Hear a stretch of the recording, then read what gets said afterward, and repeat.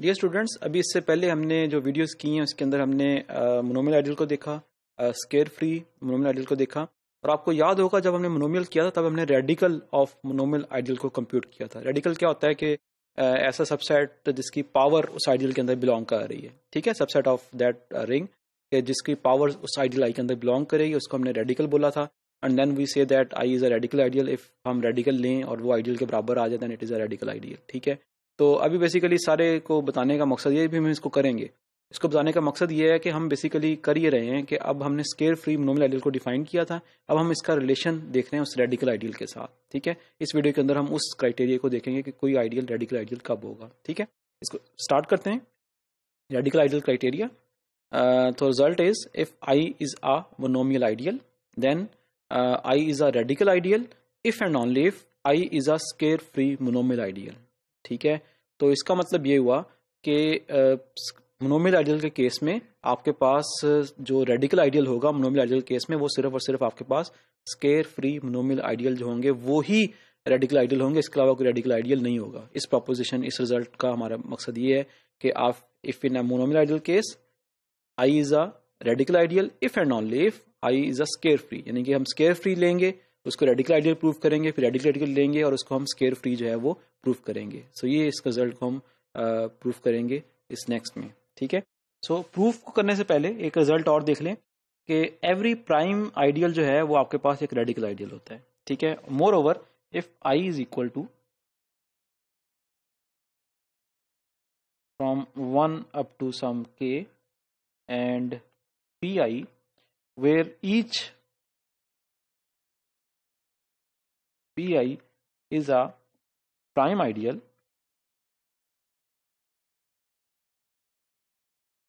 then I is equal to, then I is a radical ideal,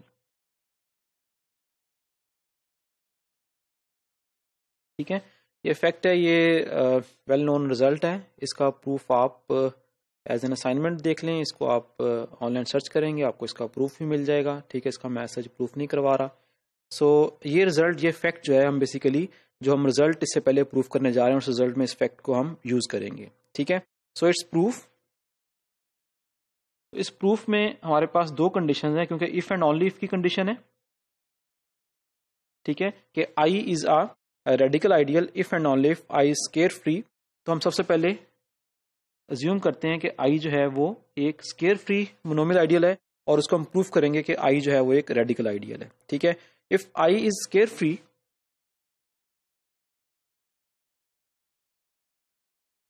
तो इससे पहले जो हमने रिजल्ट एक देखा था उस रिजल्ट में ये था कि अगर आई आपके पास स्केयर फ्री मोनोमियल आइडियल है तो उसको हम as a finite intersection of prime ideals लिख सकते हैं। That I can be written as a finite intersection of, I is a finite intersection of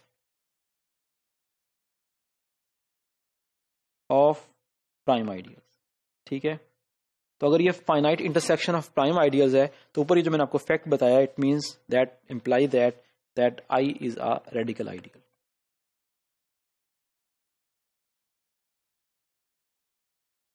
ठीक है जी।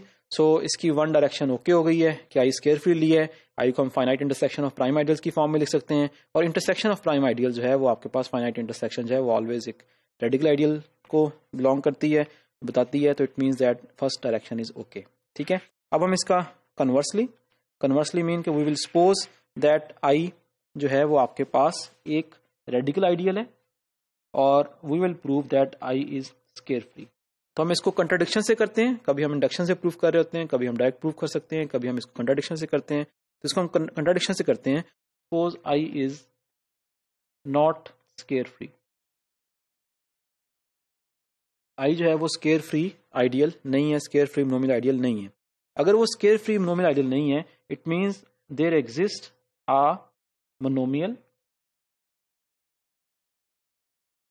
We will find a monomial u is equal to x1 की power a1 so on xn की power an that belongs to G generating set of I, minimal set of generators, monomial generators of I such that कि आपके पास ये u जो है ये square free नहीं है। अब हम ये बेसिकली सपोज करेंगे कि i जो है वो आपके पास एक रेडिकल आइडियल है and we will prove that i is square free. ठीक है, इसको हम प्रूव करेंगे कंट्राडिक्शन के साथ। ठीक है, कंट्राडिक्शन में क्या करेंगे कि we will suppose that assume I is not scare free. If I is not scare free, it means we will find a monomial. There exists a monomial u that is equal to x I1 A1 so on x IR AR in the generating set of I, minimal set of generators of I, monomial set of generators of I, such that नहीं, क्योंकि ये use है वो एक square free monomial नहीं है, हमें कम से कम एक ऐसा मोनोमियल मिल जाएगा जो कि स्केयर फ्री नहीं है। It means that we assume that I1 is so on IR। ये अजम्पशन है कि हमने जो इसके अंदर वेरिएबल्स यूज हो रहे हैं उसको हमने एक ऑर्डर दे दिया है कि I1 से लेकर IR तक है। मैंने आपको ऑलरेडी बताया था इसको I1 और IR इसलिए लिखा हुआ है कि हो सकता है कि वो एक लाइन में ना हो, यानी कि X1 X2 X3 X4 ना हो, X1 X3 X7 दरमियान में गैप आ रहा हो, तो उसको हमने नई नाम दे दिया XI से लेकर XR तक। ठीक है, and moreover we have this, there exist some A J जो कि ग्रेटर देन 1 है फॉर सम जे, तभी ये आपके पास जो है मोनोमियल है वो नॉन स्केयर फ्री होगा कि कम से कम एक हमें ऐसा मिल जाएगा जो कि 1 से बड़ा है। ठीक है, now suppose that A is equal to maximum of A1 से लेकर AR तक, यानी कि ये बेसिकली लेट किया हमने, let A is equal to maximum of A से लेकर AR तक। तो अगर ये मोनोमियल जो है इसके जनरेटिंग सेट ऑफ I में है तो इस मोनोमियल को हम किसी भी चीज से मल्टीप्लाई करेंगे तो वो I के अंदर ही होगा। ठीक है, हमने A जो है वो A लिया है इन A आइज का मैक्सिमम। ठीक है, इट मींस अगर मैं इस बेस में जो आपके पास सेट ऑफ वेरिएबल्स पड़ा हुआ है, सेट ऑफ वेरिएबल्स XI से लेकर XIR तक लूं, अगर मैं इसकी पावर A ले लूं, इसकी पावर A लेने का मतलब ये है कि मैक्सिमम आपके पास A है और अगर कोई A से छोटा होगा इसका मतलब उसको हमने उस वेरिएबल से मल्टीप्लाई करके इसके बराबर की है। ठीक है, तो अल्टीमेटली ये एलिमेंट जो है, अगर मैं इसको यूं समझ लेंगे, आपके पास वेरिएबल है X1 X2 square X4 cube. ठीक है, इसमें हाईएस्ट पावर 3 है, तो इसको मैं लिख सकता हूं X1 X2 X4 की पावर 3 की फॉर्म में, और that is actually equal to X1 square X2 and it is multiplied with X1 X2 square X3 4, कि ये अल्टीमेटली मल्टीपल बन जाएगा इस ओरिजिनल का जब मैं उसकी हाईएस्ट पावर के साथ उसकी हाईएस्ट पावर लूंगा बेस के वेरिएबल्स के साथ। ठीक है, अल्टीमेटली ये आपके पास मल्टीपल ऑफ u बन जाएगा, this is some multiple of u, और अगर ये मल्टीपल ऑफ u है it means it belongs to I।